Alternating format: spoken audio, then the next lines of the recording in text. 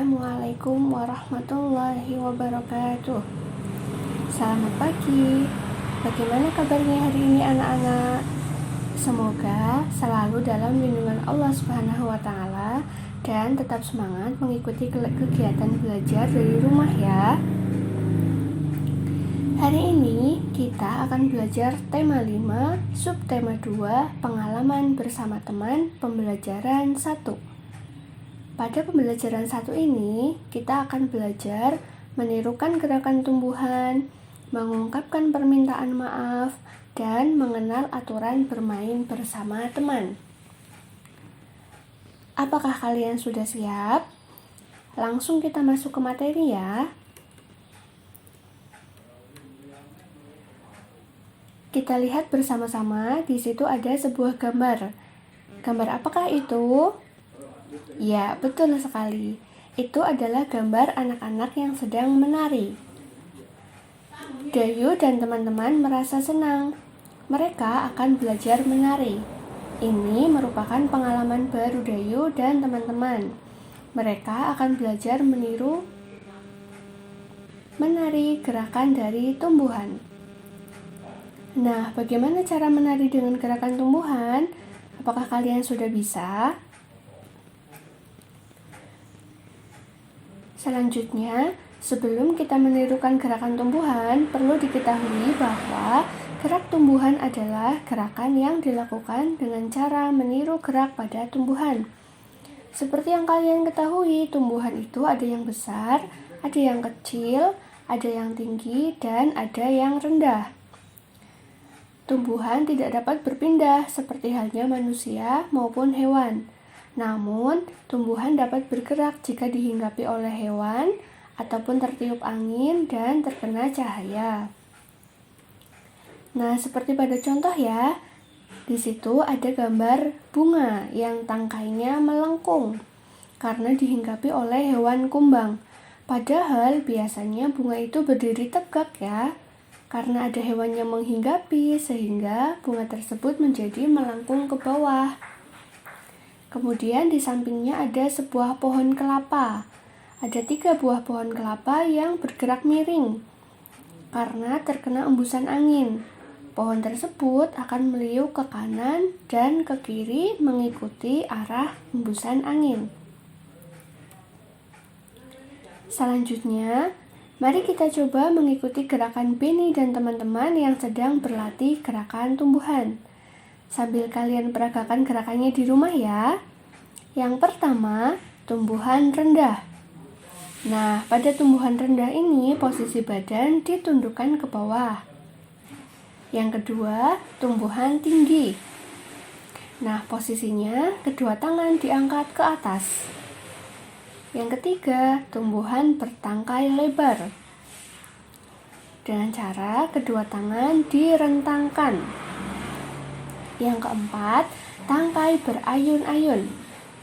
Nah, kedua tangan digerak-gerakkan ya. Yang kelima, tumbuhan menjulang ditiup angin. Cara gerakannya, kedua tangan diangkat ke atas, kemudian digerakkan ke kanan dan ke kiri. Seperti tadi contoh pohon kelapa yang tertiup embusan angin. Yang keenam, tumbuhan menguncup. Nah, tangan diletakkan di depan, kemudian kalian sedikit merunduk. Bagaimana, sudah bisa? Kalau belum, bisa diulangi lagi dari yang pertama ya. Selanjutnya, mari kita amati gambar berikut ini. Nah, kira-kira apa ya yang sedang dilakukan oleh Beni dan Edo? Coba kita amati bersama-sama. Ibu guru mencontohkan gerakan tumbuhan. Gerakan ibu guru terlihat luas. Gerakan anak-anak banyak yang lucu. Ini pengalaman mereka pertama kali meniru gerakan tumbuhan. Mereka memperagakan gerakan pohon kelapa tertiup angin. Tetapi Udin tidak sengaja menyinggol Edo. Udin berkata, "Maaf Edo, saya tidak sengaja." Edo tersenyum lalu berkata, "Tidak apa-apa Udin." Kemudian Edo dan Udin kembali mencoba gerakan pohon kelapa. Nah, kalian juga harus seperti itu ya ketika sedang berlatih gerakan tumbuhan di rumah dengan keluarga ataupun dengan teman. Apabila tidak sengaja menyenggol badan teman yang lain, maka harus segera meminta maaf. Kenapa? Agar tercipta kerukunan di antara kita. Selanjutnya ada gambar apa ini ya? Mari kita perhatikan bersama-sama. Udin berbuat salah kepada Edo. Udin meminta maaf kepada Edo. Edo memaafkan Udin. Siti memuji sikap Udin dan Edo. Masalah yang timbul sempat terselesaikan. Kemudian Siti teringat kejadian minggu lalu. Hari Minggu lalu, Siti sedang bermain di teras rumah. Dayu ingin ikut bermain. Mereka bermain boneka bersama-sama. Ibu Siti menyuguhkan es sirup untuk mereka. Kemudian Dayu tidak sengaja menumpahkan es sirup tersebut. Boneka Siti menjadi basah dan merah terkena sirup. Tetapi Dayu langsung pamit pulang. Siti sedih bonekanya kotor. Ibu menghibur Siti dan membantu mencuci bonekanya. Ya, seperti terlihat pada gambar bahwa boneka Siti itu terkena tumpahan es sirup yang berwarna merah sehingga bonekanya basah. Tetapi Dayu langsung pulang tanpa berkata apapun kepada Siti. Nah, bagaimana menurut kalian terhadap sikap Dayu? Apa ya yang seharusnya Dayu lakukan sebelum pulang?